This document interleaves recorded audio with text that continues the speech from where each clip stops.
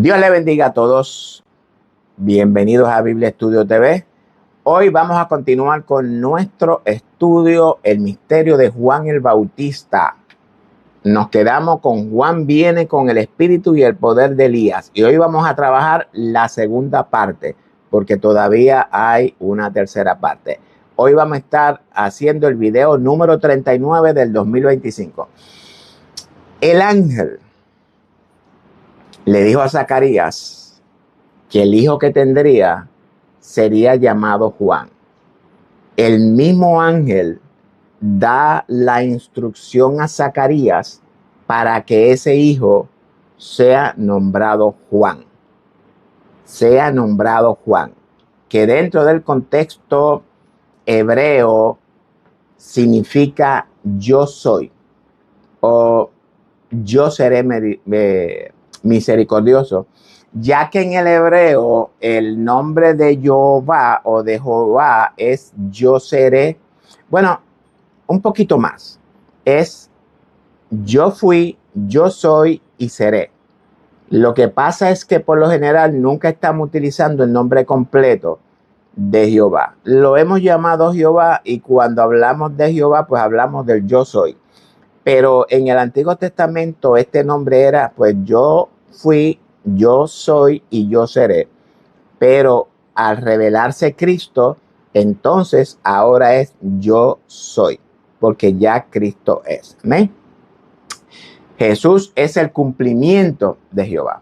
Entonces, ese hijo que le nacería a Zacarías, dice el ángel que ese hijo iría delante del Dios de Israel con el espíritu y el poder de Elías. Ahora bien, ¿con qué propósito? Bueno, para hacer volver los corazones de los padres a los hijos y de los rebeldes a la prudencia de los justos, para preparar, o mejor dicho, santificar al Señor un pueblo bien dispuesto. Ahora bien, este término volver es del griego epistrefo y hace referencia a un cambio de dirección, tanto espiritual como física. Estamos hablando de un arrepentimiento. Arrepentimiento es cuando nosotros nos ponemos de acuerdo con Dios. ¿Está usted de acuerdo con Dios? Es decir, ¿está usted de acuerdo con el propósito de Dios en su vida? Eso es reconciliarnos con Dios. Déjeme decirlo de esta manera. Ir delante de Dios, del Dios de Israel, con el espíritu y el poder de Elías, hace referencia a un cambio de mentalidad de los padres a los hijos. Hablamos de una reconciliación entre ellos. Y también de los rebeldes. Los rebeldes son estas mentalidades, estas actitudes que se rebelan contra la voluntad del Dios de Israel. Hablamos de una especie de Nimrod. ¿Recuerdan Nimrod? Aquel que se rebeló contra la autoridad divina, aquel engendro de Cus. ¿Ok?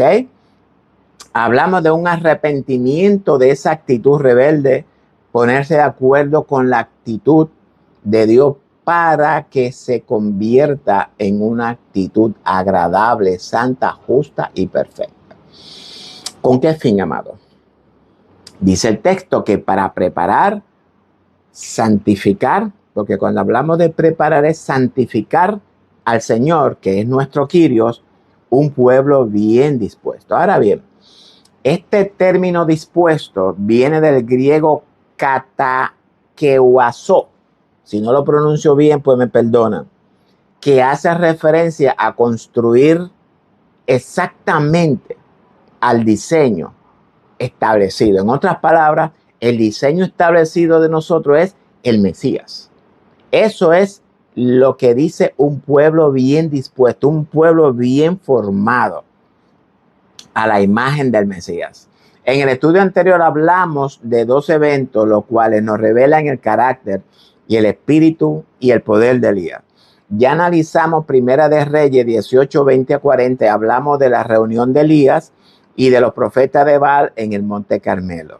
Y el segundo evento se trata de la sucesión de Elías por Eliseo. Y de este Eliseo es que vamos a hablar en el estudio de hoy.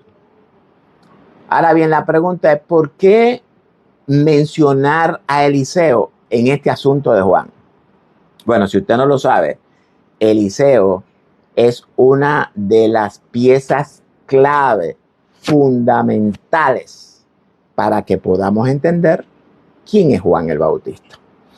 La clave de este rompecabezas. Y vamos a leer y búsquese Primera de Reyes 19:16. Y como siempre tengo que recordarles que cuando estamos escudriñando el texto bíblico, debemos de prestarle mucha atención, mucho oído a lo que el texto nos está revelando. Porque estos textos, estas historias, estas narraciones, no están aquí con el simple hecho de rellenar espacio. Están aquí porque hay una información importantísima, la cual nuestro Padre Celestial quiere revelarnos por medio de esta escritura. Toda la escritura es relevante para nosotros, las del Antiguo Testamento y la del Nuevo Testamento. Por esto es que yo siempre tengo que soltarle, escudriñar las escrituras y no dar, o mejor dicho, no dejar el Antiguo Testamento rezagado. Porque como muchos enseñan por ahí, que el Antiguo Testamento, eso eran para los israelitas y eran para los judíos. Eso no es lo que la Biblia nos enseña, amado. Busquen su Biblia, Primera de Reyes 19:16. Encontramos lo siguiente. El verso 16 dice, a Jehú, hijo de Ninsi, ungirás por rey sobre Israel. Jehová ordena a Elías a ungir a Jehú por rey de Israel. ¿Sabe usted que este rey de Israel fue el único ungido por Dios para reinar? Hablamos del rey de Israel, no estamos hablando del rey de Israel antes de la ruptura en dos reinos. Estamos hablando del reino de las 10 tribus del norte. Las 10 tribus del norte, ellas mismas escogían sus reyes y se sucedían. Y cuando no se sucedían, pues mataban para adquirir el trono. Pero vimos aquí algo muy especial que tú debes de llamarnos la atención, y que Jehová manda a Elías a ungir a Jehú. Ustedes deben ya de conocer la historia de Jehú. No vamos a entrar en Jehú porque Jehú no es el tema. Ahora bien, ¿sabe usted lo que significa Jehú? Anote bien, busque, mire, anote el significado. Significa Él es el Señor. Voy a trabajar en un estudio acerca de este rey Jehú. Ustedes todos conocen la historia, pero voy a preparar un estudio acerca de este famoso rey de Israel, Jehú, el sicario, para que vayan entendiendo. Ahora bien, usted se va a sorprender cuando ustedes se enteren quién es Jehú proféticamente hablando. Vamos a continuar con la segunda parte del verso 16. Dice, vas a ungir a Jehú por rey de Israel y a Eliseo, hijo de Safat, de Abel Meola, ungirá para que sea profeta en tu lugar. Vamos a primeramente, ustedes saben que me encanta cuando yo me tropiezo con nombres, con números, porque esos nombres y esos números me van a dar a mí o mejor dicho, me van a llevar a mí a buscar o a discernir lo que el texto me quiere decir en base a ese nombre, en base a esa numerología. Es por esto que siempre les exhorto a que cuando ustedes vean un nombre en la escritura, no lo dejen pasar por desapercibido, no simplemente lo lean, hay que buscar el significado de ese nombre, porque el nombre en la escritura, dentro del contexto de la escritura, hace referencia al carácter de Dios en esa persona. Y dependiendo el carácter que ese nombre revele, ya usted va a poder tener una idea de lo que el texto se está refiriendo. Y antes de continuar, que se me olvidó aclarar algo. La interpretación que vamos a hacer en este estudio es una interpretación espiritual. No quiere decir de que no vamos a trabajar con lo literal, porque como siempre les recuerdo que la historia o la narración literales son las expresiones de los pensamientos internos. Pero nosotros no vamos a ir a los pensamientos, a las actitudes, a lo espiritual del texto, porque si usted no mira lo espiritual del texto, no va a poder discernir la redención, no va a poder discernir el testimonio de Jesús, el cual nos dice Apocalipsis que es el espíritu de la profecía. Y por espíritu entendemos, ¿verdad? Entenderlo o discernirlo espiritualmente. Amén.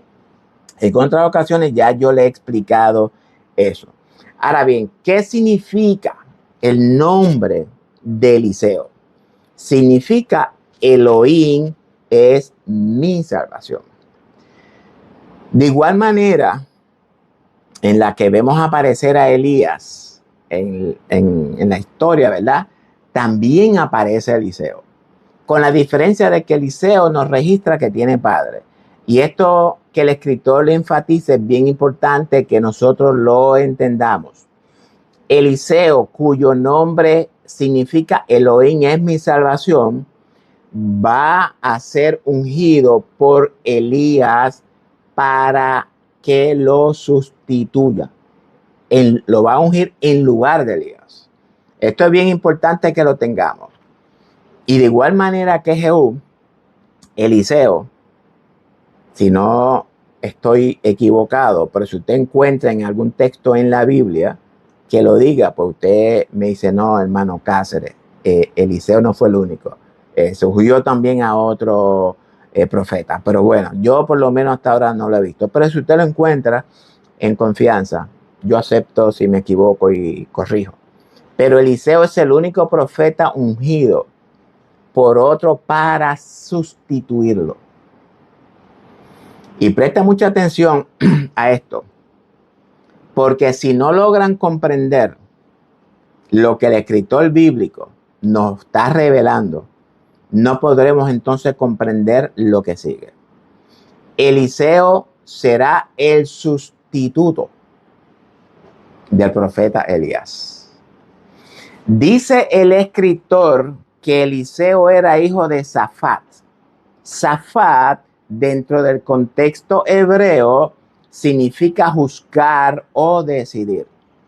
Este término está relacionado con la idea de emitir juicios justos, ¿verdad? Y tomar decisiones, lo que lo vincula con el concepto de liderazgo y justicia en la tradición bíblica. Safat era de Abel Mehola. Y Abel Mehola también hay que buscar el significado. Porque cuando la Biblia especifica un nombre y que es de tal sitio, ese tal sitio tenemos que buscarlo también el significado, porque ese sitio nos va a dar información también. Esto es bien importante que nosotros lo entendamos. Este término, Abel Mehola, significa pradera de danza.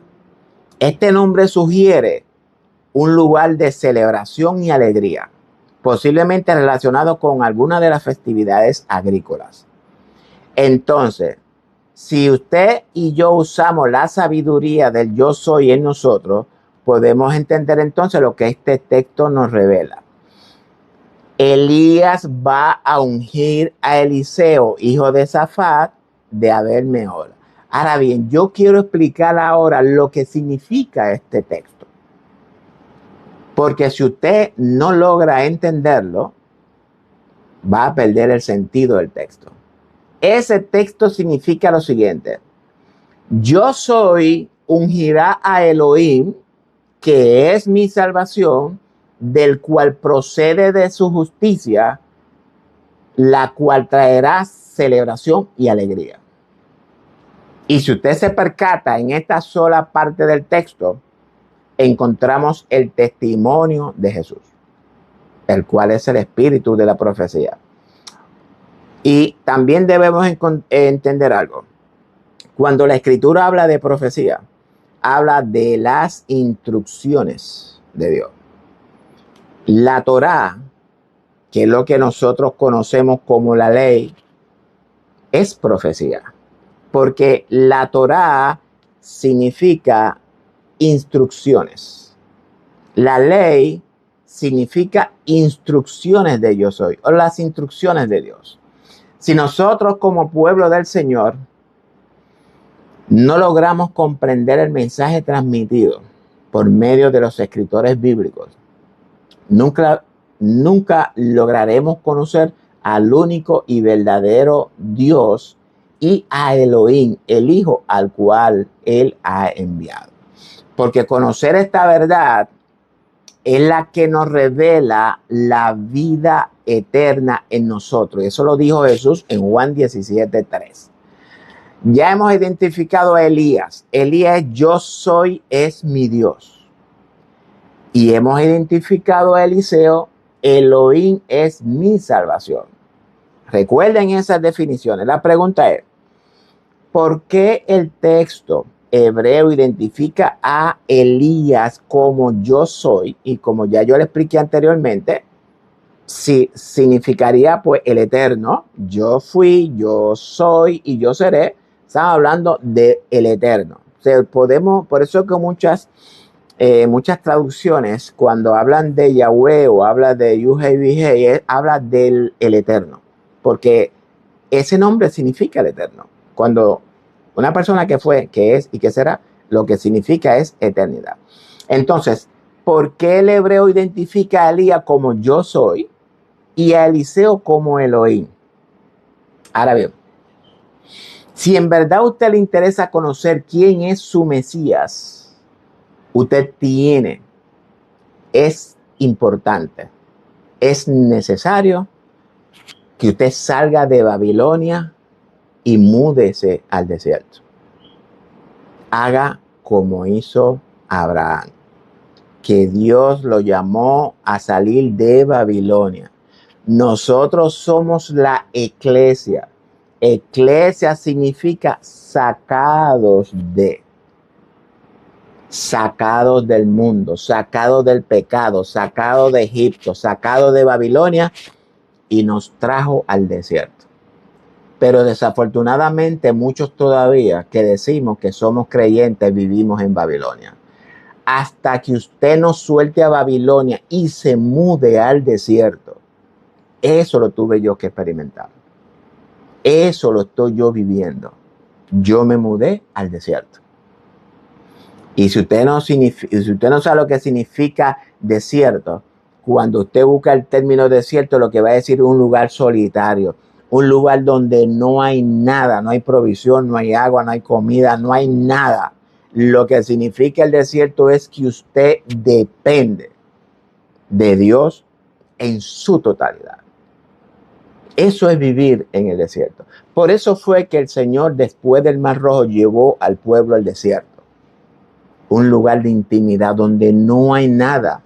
¿Para qué? Para que el pueblo aprendiera a depender de Dios. ¿Usted vive en el desierto? ¿Usted todavía vive en Babilonia? Bueno, le recomiendo que se mude al desierto. No voy a profundizar en el ministerio de Eliseo, porque la historia de Elías y de Eliseo está plasmada en las Escrituras, revelada. Por tanto, es su responsabilidad escudriñar el ministerio de Eliseo. Pero sí vamos a hablar un poco más acerca de lo que aconteció con Eliseo en su sucesión. Entonces, teniendo la identificación de Elías y la de Eliseo clara, entonces vamos a continuar. Vamos entonces ahora a escudriñar lo que pasó con Eliseo cuando Elías lo fue a ungir.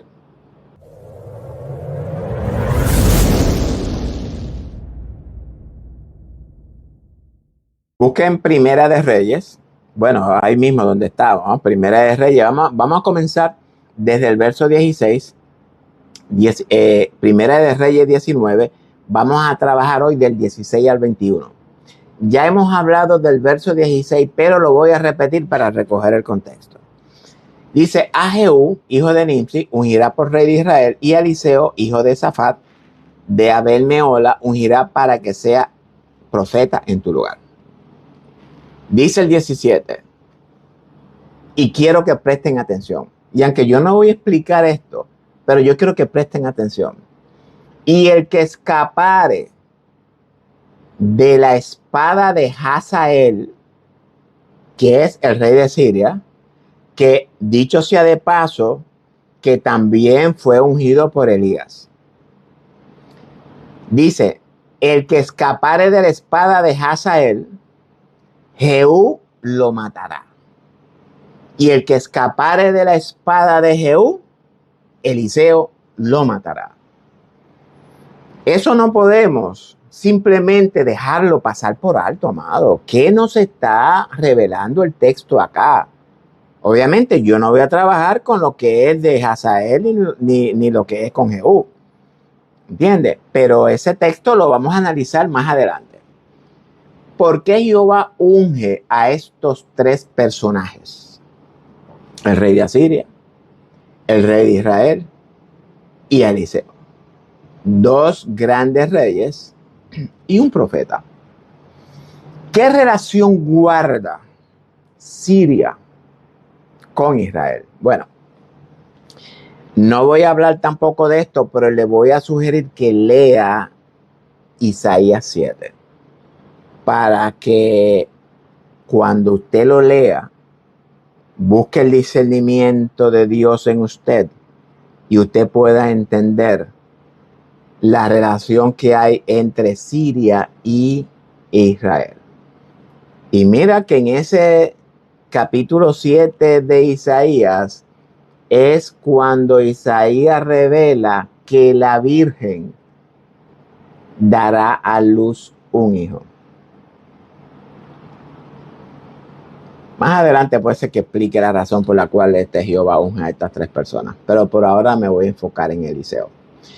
El 18, y yo haré que queden en Israel 7,000, cuyas rodillas no se doblaron ante Baal y cuyas bocas no lo besaron. Antes de continuar, tengo que decirle que 7,000 es un simbolismo. No quiere decir que hay 7,000 personas literales. ¿Qué significa el número 7? Voy a repetirlo nuevamente. El 7, cuando usted encuentra el 7, 7 días, 7 semanas, lo que sea que tenga que ver con 7, el 7 simboliza el propósito de Dios, que es la santificación. Es por esto que encontramos en Génesis que Dios santifica el día séptimo. 7 simboliza o significa el propósito de Dios. Y el propósito de Dios es la santificación. Recordemos que Jehová dijo: yo soy santo, por lo tanto ustedes deben de ser santos. Y si usted no entiende la santidad de Dios, usted tiene que aprender a buscarla y aprender a discernirla para que esa santidad pueda ser manifestada en usted y también en mí. Dice el 19, partiendo él de allí, es decir, del monte Horeb. Recuerden que Elías estaba escondido en el monte Horeb después que lo que pasó con con el revolú ese de Carmelo y los profetas de Baal y Acab y toda esa cosa. Partiendo él de allí, del monte Horeb, halló a Eliseo, hijo de Safat, que araba. Este arar, ustedes saben lo que es arar. Arar es darle forma a la tierra para que usted pueda sembrar la semilla y tratamiento. Bueno, arar viene, ¿verdad? Aunque no tengo la palabra aquí en hebrea porque no lo saqué, pero significa tallar o dar forma. Y dice que estaba arando con 12 yuntas. Todos sabemos que una yunta es 2, ¿verdad? Entonces, dice con 12 yuntas. Obviamente, cuando hablamos de arar con yunta, tenemos que pensar en bueyes. Dice 12 yuntas o 24 bueyes. ¿Por qué 12 y por qué 24? ¿Dónde? Bueno, vamos a dejarlo para ahorita. Dice, vamos a terminar por lo menos la primera parte del texto. Dice, con 12 yuntas delante de sí. Vamos a terminar el texto. Encontramos aquí el número 12, que en otras ocasiones ya yo le he explicado que el número 12 tiene que ver con reino. Israel, 12, los 12 discípulos, los 12 tribus. Y en Apocalipsis encontramos entonces los 24 ancianos. Amén.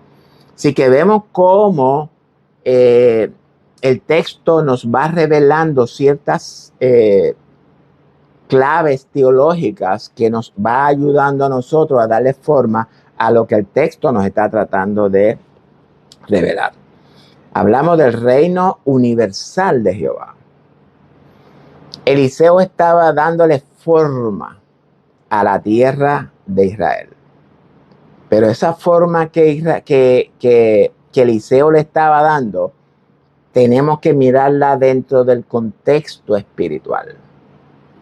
Darle forma a la tierra es prepararla para la siembra espiritualmente. Ya en otras ocasiones hemos hablado de la tierra. La tierra dentro del contexto escritural y espiritual hace referencia al terreno o hace referencia a la mente del hombre, al corazón del hombre, o al alma o a la conciencia. En todo lo interior del hombre está simbolizado dentro de ese término que se usa mucho en la Biblia, que se llama la tierra. Amén. Ahora bien, hay dos tipos de tierra, no lo voy a explicar ahora, pero más adelante vamos a encontrar tipos de tierra.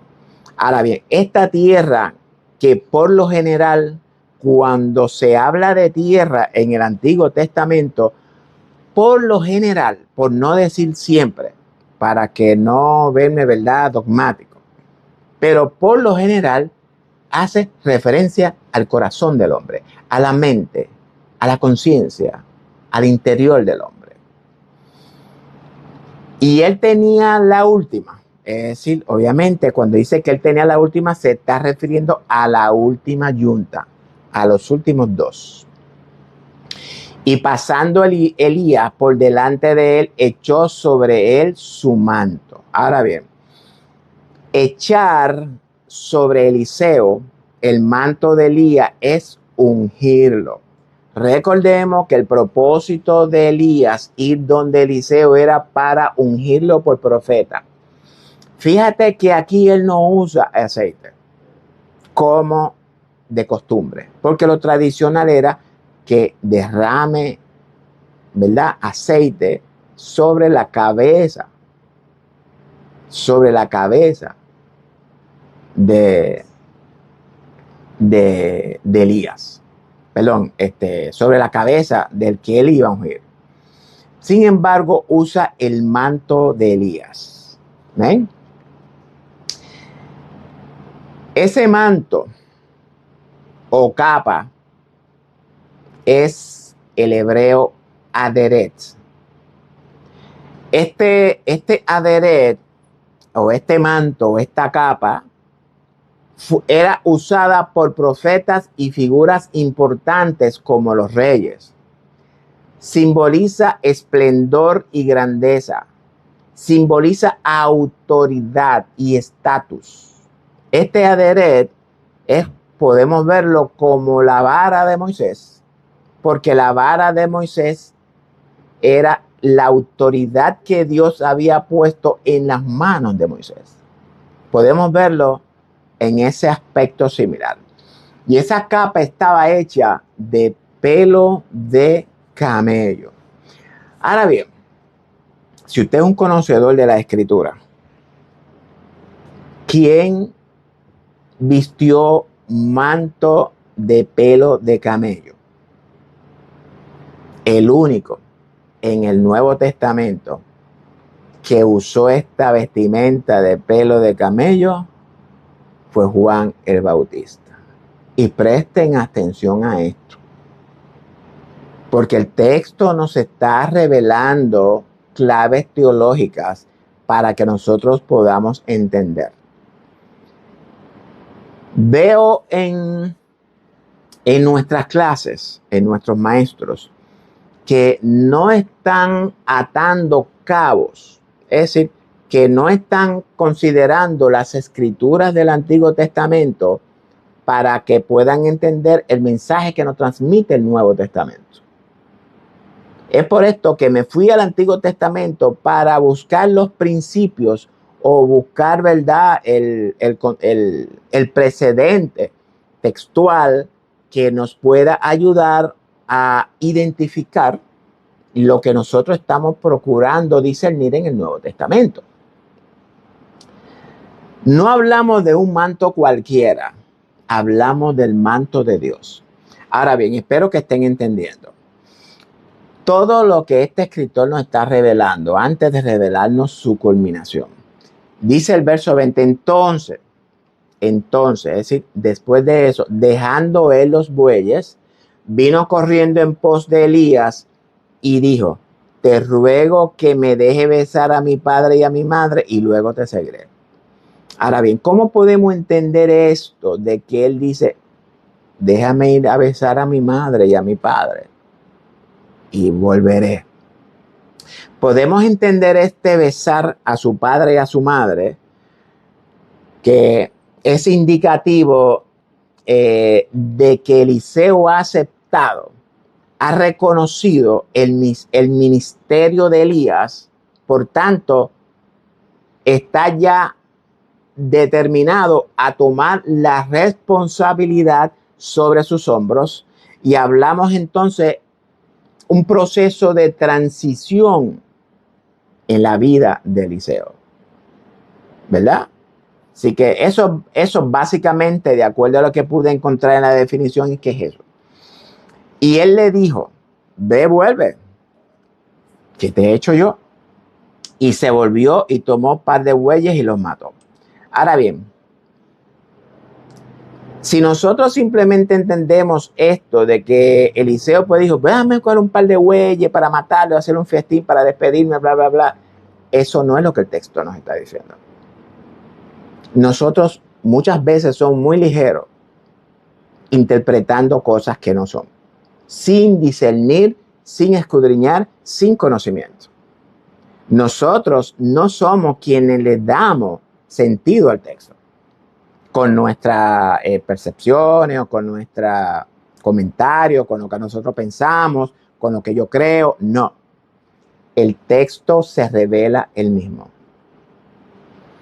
Este mató no es cualquier matar. Tomó un par de bueyes y lo sacrificó.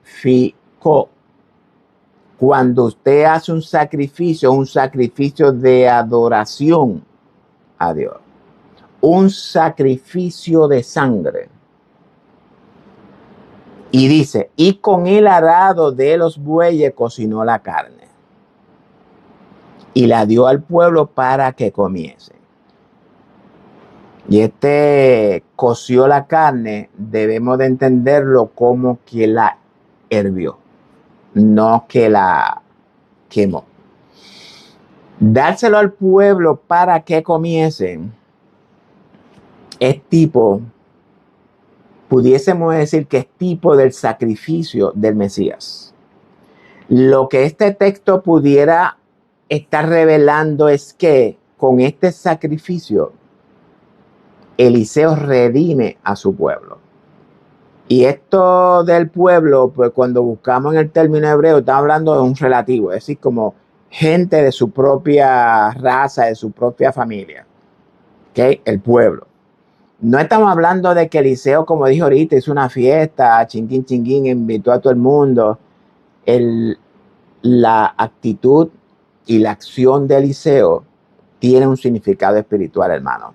Y aunque no voy a profundizar en esto, pero debería usted de también hacer su research, hacer su búsqueda, utilizando la hermenéutica correcta, amén, y buscando información. Ahora vamos a encontrarnos con el adiestramiento de Eliseo. Recuerden que no estoy hablando de la historia completa del ministerio de Eliseo. Estoy tomando los puntos que nosotros debemos de conocer para que podamos entender de lo que estamos hablando. Dice el Segunda de Reyes 2, 6, 15. Y Elías le dijo, te ruego que te quedes aquí porque Jehová me ha enviado al Jordán. Y él dijo, vive Jehová y vive tu alma, que no te dejaré. Y dice, pues entonces fueron los dos.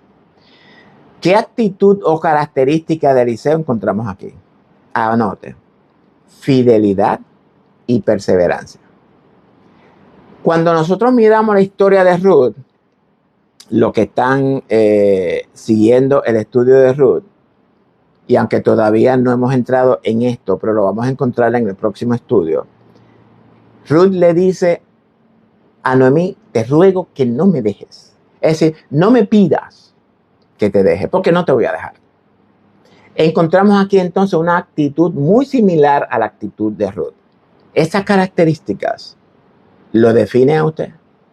Esas son preguntas que todos debemos de buscar y contestar, porque la Biblia nos está hablando a nosotros. Nosotros somos los que lo estamos escudriñando.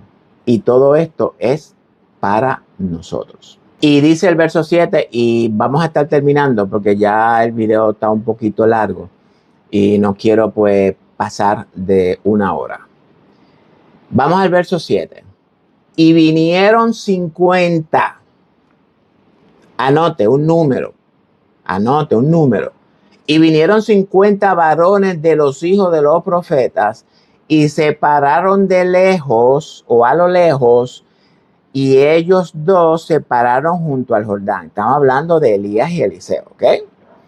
50 varones simbolizan, pudiésemos decir, los futuros discípulos de Eliseo. El número 50 dentro del contexto hebreo simboliza lo siguiente. No quiere decir que son 50 discípulos solamente. Busquemos lo que significa el número 50 para que entonces usted pueda entender lo que el texto nos está revelando. Dice un salto hacia un nivel superior de percepción y entendimiento.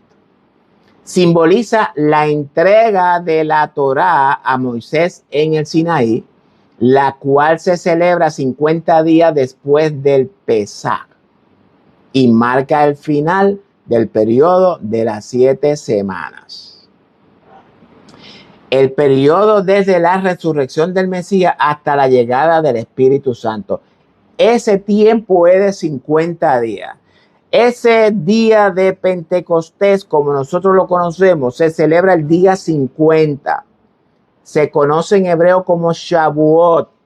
Se conoce también como un jubileo, porque los jubileos son de 50 años. Y ese 50 también simboliza la liberación. Búsquelo. No lo voy a explicar, pero búsquelo para que usted vea todo lo que significa el número 50. Entonces, tomando en consideración esto, ya usted debe de entender lo que está pasando con estos discípulos. ¿Ok?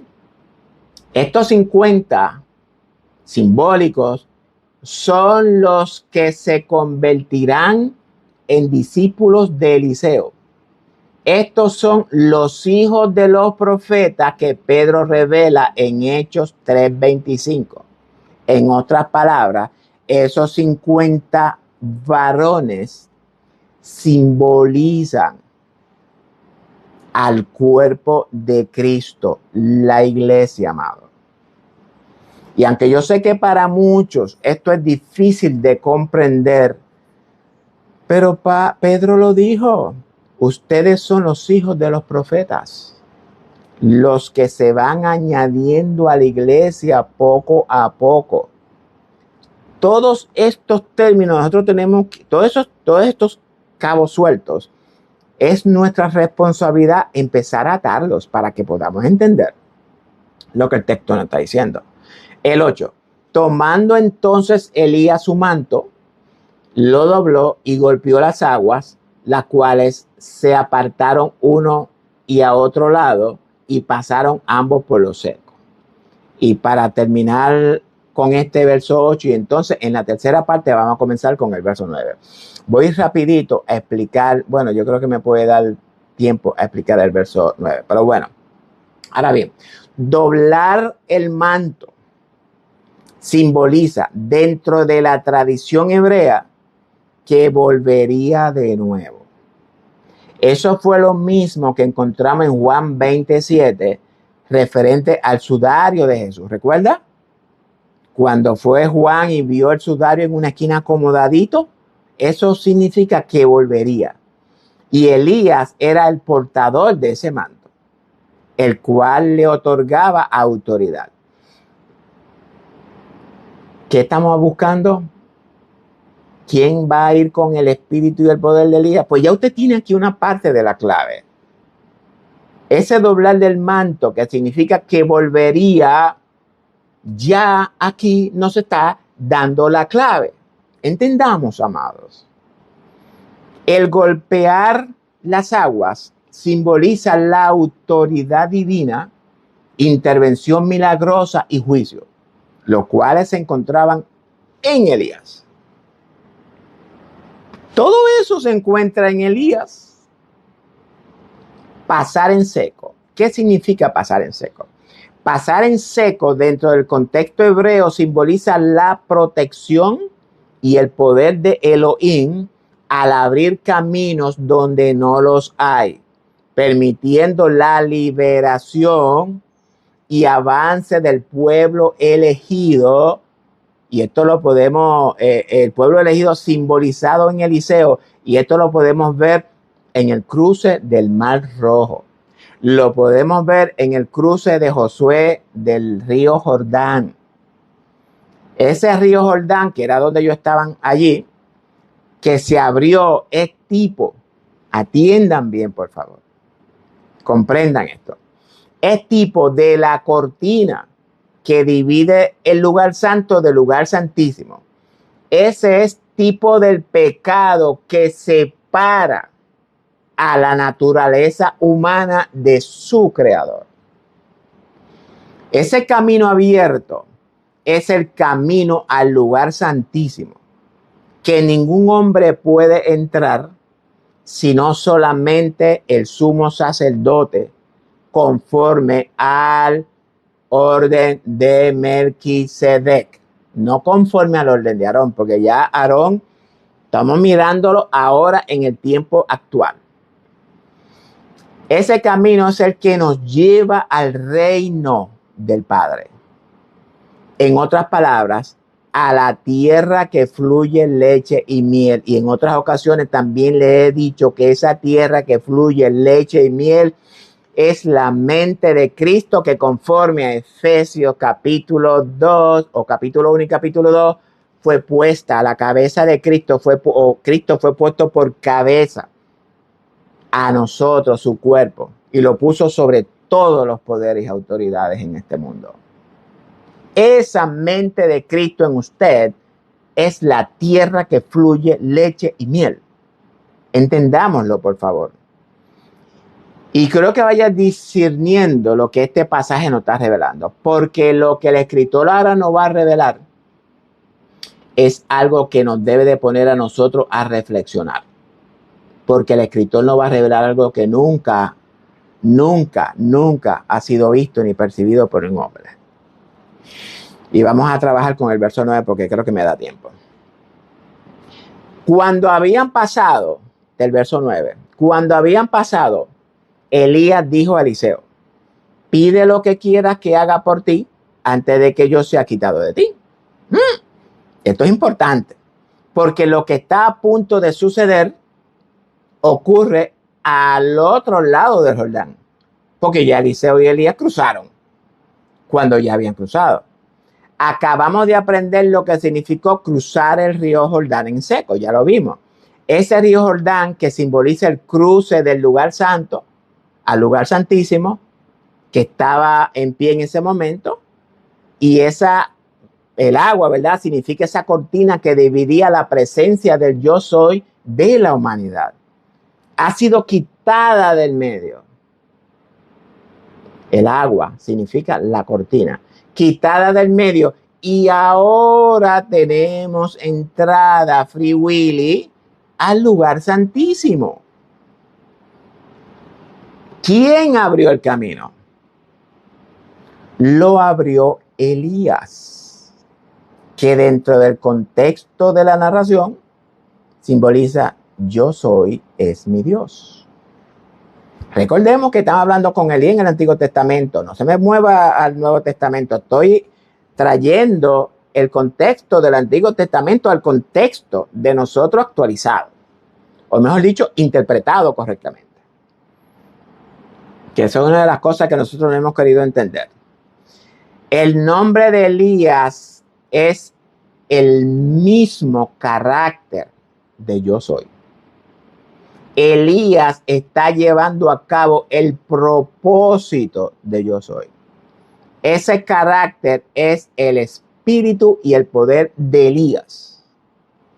No es hasta que nosotros cruzamos al otro lado del Jordán, es decir, hasta que procedamos al arrepentimiento, eso es el cruce del agua, y podamos percibir y discernir lo que va a ocurrir en nosotros, que podemos entrar en la tierra prometida. El hecho de Elías decirle a Eliseo que pida lo que quiere que Elías haga por él, esta acción de Eliseo es la que el Señor quiere ver manifestada o evidente en nosotros y por medio de nosotros, amados. El Padre nos está enunciando por medio de Eliseo el carácter que Él quiere poner en nosotros, es decir, su propio carácter, que es lo que veremos a continuación. El ser quitado simboliza un cambio, una transición, y escuchen, una transición de un estado mental a otro, el paso de una etapa de vida a otra etapa de vida, una transición de un espíritu a otro espíritu, es decir, de un carácter a otro nuevo carácter, un cambio profundo en su intimidad con su creador, con yo soy. Y ese cambio solamente se puede efectuar cuando estamos dispuestos a recibir la abundancia de la gracia y el don de la justicia, la cual es por medio de la fe en el sacrificio de nuestro Mesías. ¿Y qué dijo Eliseo? Cuyo significado en hebreo es Elohim es mi salvación. Y este Elohim, en un estudio anterior dije que era la naturaleza espiritual de yo seré o de yo soy. En otras palabras, el Hijo eterno de yo seré o de yo soy, que es lo mismo. Elohim es el juez por medio del cual el Padre juzga. Jesús dijo que todo el juicio fue dado al Hijo. Pablo dijo que nosotros juzgaríamos al mundo. Y el que tenga oído para oír, que oiga lo que Pablo dijo. ¿Qué dijo Jesús? Que todo juicio le va a ser dado al Hijo. Y Pablo dice entonces que nosotros vamos a juzgar al mundo. ¿Qué parte de ahí no podemos interpretar? ¿Qué parte de ahí no podemos discernir, amados? La palabra es clara. Más clara de ahí no canta un gallo. Analice, discierna, busque la guía del Espíritu Santo. Y Elías le dice, y Eliseo le dice, te ruego que una doble porción de tu espíritu sea sobre mí. Ahora bien, ¿qué significa esta doble porción? No quiere decir que te van a dar el Espíritu Santo 2 veces. Sí, porque nosotros somos ligeros en especular, en pensar somos como el papagayo. Rápido, contestamos a los locos. No. Analicemos bien el texto. Doble porción. Como ya vimos, esta doble porción, o mejor dicho, que ya hemos aprendido, ¿verdad? En otro texto, era exclusivamente para el heredero. Doble porción literalmente significa que doble boca. Y usted me dirá, espérate, ¿cómo que doble porción significa doble boca? Bueno, doble porción, cuando usted busca el texto hebreo, cuando usted busca tan, dice doble boca. ¿Qué tiene que ver la boca con todo esto? Pues fíjese que hay una relación muy estrecha, muy estrecha. La boca en la escritura está relacionada con el dabar o con el logos de Elohim, del Hijo. Recordemos que el logos fue hecho carne. El logo, que significa la palabra, en otras traducciones dice el verbo, se encarna. Y ese es el Hijo. Es decir, que lo que Eliseo le ruega a Elías es que ponga sus palabras en su boca. Doble porción, una herencia. ¿Qué está buscando Eliseo? Las palabras de Elías en la boca de Eliseo. El espíritu o carácter de Elías está relacionado con la palabra de Elohim. Esas palabras que tienen poder para traer orden a su vida. Y de esta misma manera traer orden al corazón del pueblo. Porque sin esta palabra, usted no puede tener orden en su vida. Sin estas instrucciones, usted no puede tener orden en la vida. Usted no puede tener la santidad de Dios. Y esa palabra es orden. Ese orden es por medio del espíritu o del carácter de Dios. Esa es la actitud correcta que Dios quiere manifestada o evidente en nosotros. Ese carácter de Jesús, esa mente de Cristo en usted, es manifestada en su diario vivir. ¿Se ha mudado usted al desierto? Porque si no es en el desierto, usted no puede manifestar ese carácter de Jesús en usted. Mientras usted vive en Babilonia, usted no lo puede manifestar. Tenemos que salir de Babilonia, irnos al desierto, amado. El primogénito de los hijos era el que recibía la porción mayor y el señorío o el patriarcado. Búsquenlo en la historia. Y esto que voy a revelar, que es lo mismo que nos revela la Escritura, 6 hijos primogénitos nos revela la Escritura. Y con esto voy a terminar. Emma, vamos a explicarlo en el próximo video, porque esto de los 6 hijos primogénitos que nos revela la Escritura, tengo que hacer entonces un recuento de quiénes son estos 6 hijos, porque hay un 7º hijo. Así que, pero nada, gracias por su patrocinio, gracias por la paciencia y, ¿verdad? El propósito de estos estudios es que usted despierte el espíritu en usted. Que nosotros empecemos a conocer al único y verdadero Dios y al Hijo. El propósito de este estudio también es que por medio de usted escudriñar la palabra, usted pueda descubrir, discernir al Hijo en usted. Dios quiere revelarte al Hijo en usted. Pablo dijo que cuando al Padre le plació en revelarle al Hijo en Pablo, ¿con qué propósito? para que Pablo lo predicase y lo enseñase. Cuando el Hijo fue revelado en mí, mi vida tomó un giro radical. Porque ahora yo estoy entendiendo el propósito de todo esto que estamos viviendo. El propósito de la redención. El propósito del reino. Porque hasta que usted no reconozca al Hijo en usted, usted no puede tener una relación con el Padre. Jesús dijo, yo y mi Padre somos uno. Y dijo que también que nosotros fuéramos uno. Uno con el Padre y uno como cuerpo. Si usted no ha entendido esa parte de la oración de Juan 17, mi sugerencia es que usted la analice bien. Bueno, espero que ustedes hayan crecido un poquito por medio del estudio de hoy. Que su territorio espiritual sea ensanchado grandemente. No te pierdas la tercera parte, ¿verdad? De nuestro estudio de Juan con el espíritu, o Juan va a ir con el espíritu y el poder de Elías, parte 2. Así que en la parte 3 los espero. No te lo puedes perder porque lo que vamos a trabajar ahora es bien importante.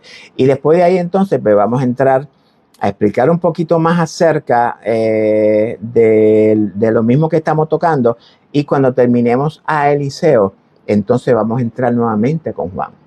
Vamos a tocar otro puntito de otra parte del texto, de otra parte de otro libro, pero eso es secreto. Se lo van a compartir cuando ya ustedes estén aquí, lo estén mirando, entonces le voy a decir, vamos a buscar ahora libro tal. Pues que bueno, Dios me lo bendiga a todos, los amo en el amor de Jesucristo. Hasta la próxima, si así el Señor lo permite.